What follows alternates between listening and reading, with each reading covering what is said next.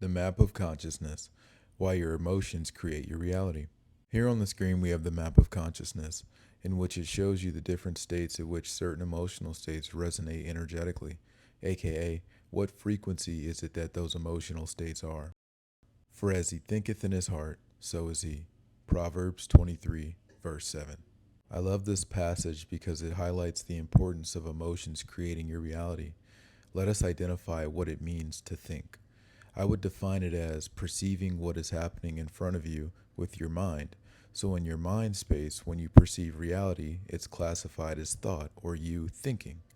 So, what would it mean to think in your heart? That is to say, to perceive your reality in your heart, your emotions. It means to perceive slash feel your emotional state. So, as you thinketh in your heart, as you feel your emotions, so are you. So are you those emotions. Another passage that complements this beautifully is Matthew 12, verse 34. For out the abundance of the heart, the mouth speaketh. So again, dealing with the heart, but this time that word abundance is there. Abundance, meaning a mass amount of, or great in size. And I just want to take this time to highlight something. A lot of people think that the word abundance means good or great. No, it doesn't. It just means a mass amount of something or a great amount of something. We can understand the heart to mean the emotion one feels. So this verse is saying out of the emotion a person feels, the emotion is what generates the power created by your words. And as we all know, death and life are in the power of the tongue, and they that love it shall eateth the fruit thereof. Proverbs 18, verse 21.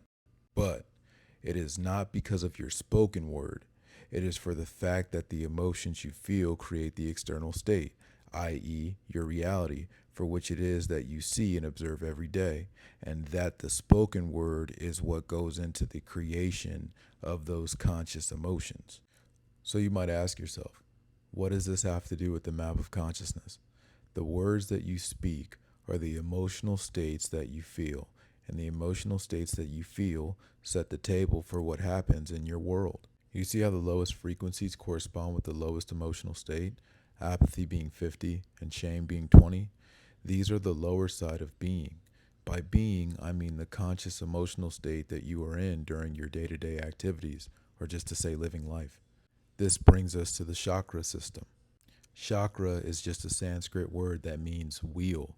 It's an energy vortex. There's a lot of people that see this as woo-woo or just mythical or even plain right stupid. Even official sources describe the body in a similar way. For example, the National Institute of Health states on a United States patent, and I quote, "A human being is a hyperspace energy being living in a physical container or body that is comprised of 67% water. This high percentage of water makes this invention possible," referring to figure 1. I'm going to put that on screen right now. The hyperspace energy being receives energy from the dimension through 7 vortices that run the length of the body. Each vortex connects to a separate hyperspace dimension, having its own particular frequency. This arrangement allows for the development of 7 modular energy components corresponding to the mind, spiritual eye, voice, body, abdomen, plasma, energy ball, battery, and ground connection. These 7 chakras are referred to in the Bible as lamps. Revelations 4, verse 5. 7 lamps of fire burning. That equals your 7 chakras. The Greek word for lamp, and forgive me for my pronunciation, and I'll probably put the pronunciation properly after I say it, Lichsnaus or Luxnaus, Lichnos. means an eternal light source, a contained, centered, eternal flame. Now notice the bottom 2 chakras, the root chakra, which is the red one, and the sacral chakra, which is the orange. They connect to the lowest emotional states a person could feel on the map of consciousness. If you manifest love, but your output is grief, anger, shame, fear, guilt, then your energy is going to be stuck in the lowest energetic chakra. What does that mean, though? That means your manifestation can't rise higher than the frequency you're actually living in.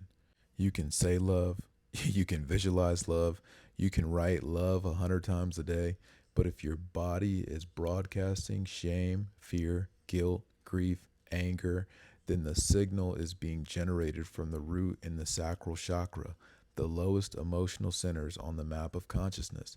And whatever frequency you broadcast is the frequency you create from, that is to say, to manifest from. It's not about raising your frequency like it's points in a video game. It's about being aware of your conscious actions in life. The awareness you live in every day will affect what energy level you're on, or that is to say, what energy level it is that you're manifesting or creating from. So the love, in quotations, you attract will match the low signal. A quick hug, a fist bump, temporary affection, surface level affection, nothing deep, nothing nourishing. But when your energy rises into the higher centers, the heart, throat, third eye, and crown, you're operating closer to the 700 to 1000 hertz frequency. The frequencies of love, joy, peace, clarity, and just overall higher consciousness. At that level, the love you manifest looks completely different.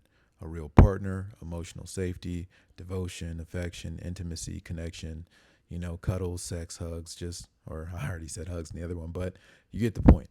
A relationship that actually feels good. You don't manifest what you want. You manifest from the frequency you're currently broadcasting.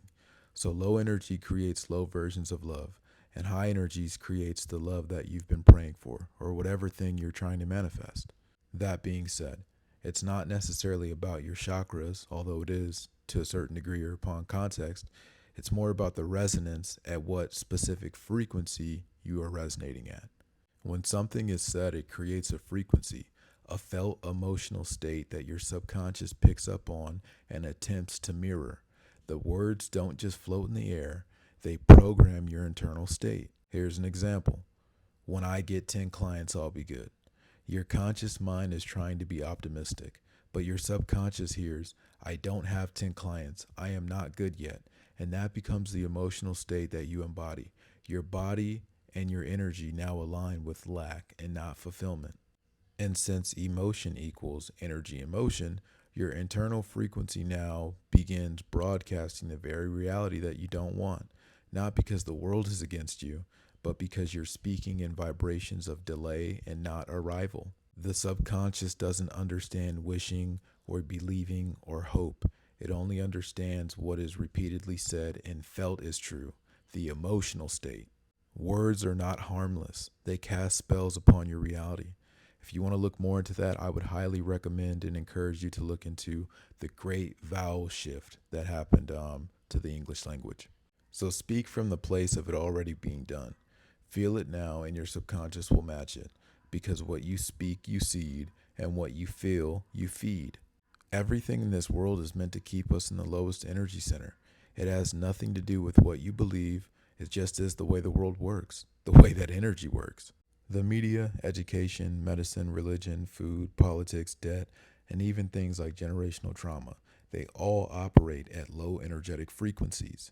If you could take these things tangibly and measure the resonance of the food we're fed, the emotions we're conditioned into, the messages we consume from the entertainment and the systems that we interact with, they all would register in that low frequency range, just enough to keep the root in the sacral chakra constantly activated, but never enough to help you rise beyond those 2 points.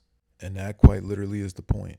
A person who is kept in survival mode doesn't have the energetic bandwidth to heal, awaken, transform, or become the highest versions of themselves. They're too busy trying to secure safety, stability, and the basic needs. A great friend of mine, her name is Miss Alex, she asked the question, so are we supposed to always be in the highest state, or are we never supposed to be sad? The answer is no, but the map isn't meant to be viewed in that aspect. I mean, after all, it is really just a map. The point is not to become ignorant of the lower feelings, but aware of the energy you give. That way, you always allow yourself to feel the emotions, but also see the light to pull yourself out of these emotional states as well.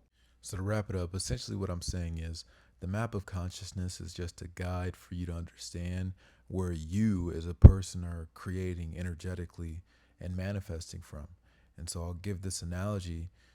In order to walk, you must know balance, but eventually you just know balance. Like you don't have to think about it or really spend any extra conscious energy or thought into saying, okay, I must maintain my balance when I walk. It's just something you know because you want to walk. And so I say that to say, in reference to the map of consciousness, it's really just a thing there so that you can understand these emotional states, in which these emotional states quite literally are creating your reality based off whatever it is that you're harboring in your heart, that being emotions.